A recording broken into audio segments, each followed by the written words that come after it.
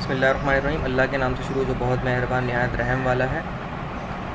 अच्छा जी, हम जो पावर सिस्टम प्रोटेक्शन के हाई वोल्टेज टेस्ट के लेक्चर को कंटिन्यू करते हैं कि हाई वोल्टेज सर्किट ब्रेकर की टेस्ट के ऊपर हम बात कर रहे थे और लास्ट हमने थर्मल टेस्ट के ऊपर बात की थी लेक्चर 3 में। आज जो लेक्चर 4 है इसके ऊपर हम बात करेंगे short circuit test of the circuit breaker के ऊपर कि वो किस तरह परफॉर्म किया जाता है और उनमें कौन कौन सी चीज़ें हैं जो कि ऑब्ज़र्व की जाती हैं। तो सबसे पहली चीज़ जो उसमें बताई गई है वो ब्रेकिंग कैपेसिटी है। सर्किट ब्रेकिंग कैपेसिटी टेस्ट की जाती है इसमें। Sequence of the performing this test is as follows. First of all master circuit breaker जो आपका MB कहलाता है, इसका अच्छा MCB नहीं कह रहे इसको क्योंकि वो फिर मिनीचर सर्किट ब्रेकर का सेंस देगा, तो इसको मास्टर सर्किट ब्रेकर कहा जा रहा है जो कि MB कह रहे हैं। And the breaker under test जिसको कहते हैं under test means TB, breaker under test are close. तो जो आपका सर्किट ब्रेकर है वो क्लोज़ होगा सबसे पहले। तो the short circuit current is passed bye the close the making switch, मतलब सर्किट ब्रेकर आपका ऑफ है।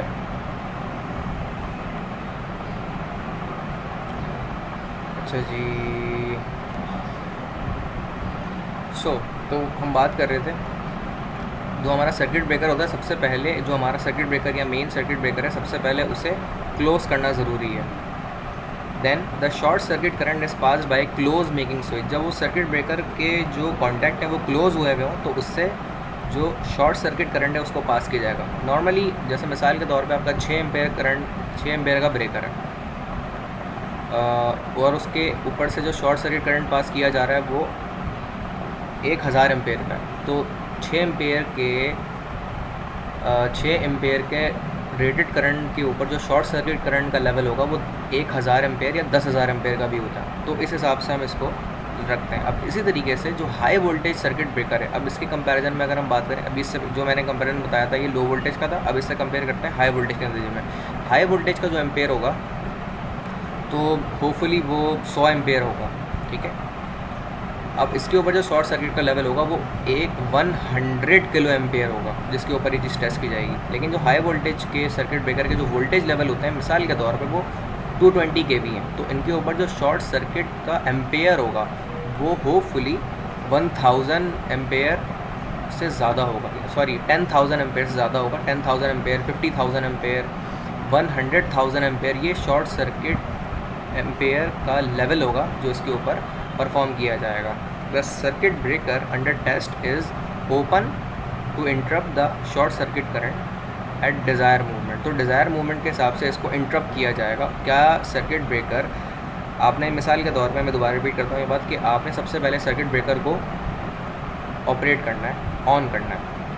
ऑन करने का उसके ऊपर टेस्टिंग फिनोमेना पे, टेस्टिंग फेज़ में आपने प्रोवाइड कर देना है short circuit current. Breaker on है, शॉर्ट सर्किट करंट आपने दे दिया, उस शॉर्ट सर्किट करंट के ऊपर आके ब्रेकर को ट्रिप करवाना है, ब्रेकर को परफॉर्म करना है अपने आप को। तो उस डिज़ायर मूवमेंट पे अगर शॉर्ट सर्किट करंट आता है और आपका सर्किट ब्रेकर ट्रिप करवा दे, ऑन ऑफ करवा दे, तो इसका मतलब सर्किट ब्रेकर की जो हेल्थ है वो बेहतर है।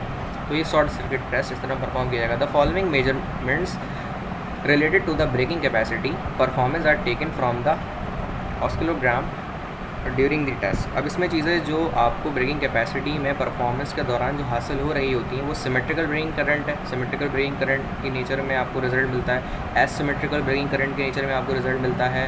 एम्पलीट्यूड फैक्टर उससे हासिल होता है कि सर्किट ब्रेकर ने कितने एम्पलीट्यूड के शॉर्ट सर्किट करंट के ऊपर इंटरप्शन दी है। Natural frequency of oscillations are RRRV यानी rate of rise of restriking voltage. Restriking voltage वो ऑपरेटिंग वोल्टेज जिसके ऊपर आकर सर्किट ब्रेकर ने अपने आप की ब्रेकिंग कैपेसिटी के ऊपर ये राइज हुए, ब्रेकिंग कैपेसिटी आई और उसके ऊपर आकर उसने ऑपरेशन अपना परफॉर्म कर दिया। तो ये नेचुरल फ्रिक्वेंसी ऑफ ऑस्किलेशन है। और ऑस्किलेशन का मतलब ये चीज़ हम बार बार रिपीट करके देखेंगे मल्टीपल टाइम। क्या शॉर्ट सर्किट दिया, ब्रेकर ने ट्रिप किया, दोबारा शॉर्ट सर्किट दिया, ब्रेकर ने ट्रिप किया। तो ये बार बार ऑस्किलेशंस ऑफ द फ्रिक्वेंसी के ऊपर बार बार करते करते नेचुरली हम ये चीज़ बार बार करेंगे और उसके नतीजे में अगर सर्किट ब्रेकर का बिहेवियर ऑस्किलेटरी रहा, एक ही रहा, तो फिर हम ये कहेंगे कि उसकी health monitoring system short circuit breaking capacity के टेस्ट को वो फुलफ़िल कर रहा है और उसकी हेल्थ मॉनिटरिंग के बिहाफ पे वो बेस्ट है। फर्दर मोर हम आगे चलते हैं और उसकी बात करते हैं जो कि मेकिंग कैपेसिटी टेस्ट है। अभी हमने ब्रेकिंग कैपेसिटी टेस्ट की बात की, अब हम मेकिंग कैपेसिटी टेस्ट की बात करते हैं। Sequence of performing this test, that is first of all the master circuit breaker, यानी जिसके ऊपर हम काम कर रहे हैं, and the making switch are close. ठीक है, तो सर्किट ब्रेकर के स्विच को आप क्लोज कर देंगे, वो ऑन हो जाएगा। Then the short circuit current is initiated by the close the test breaker.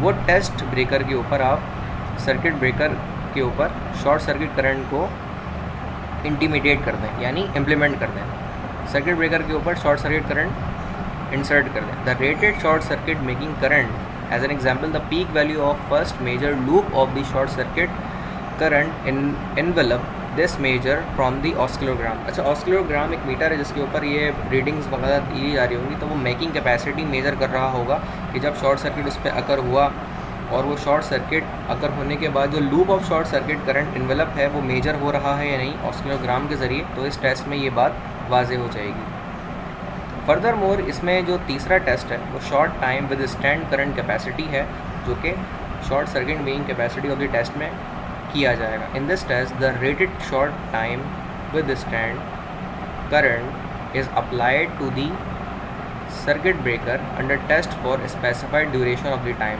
मतलब उसने वो ड्यूरेशन, ये टेस्ट वो है कि duration of the time withstand time कहते हैं इसको, withstand of the short time.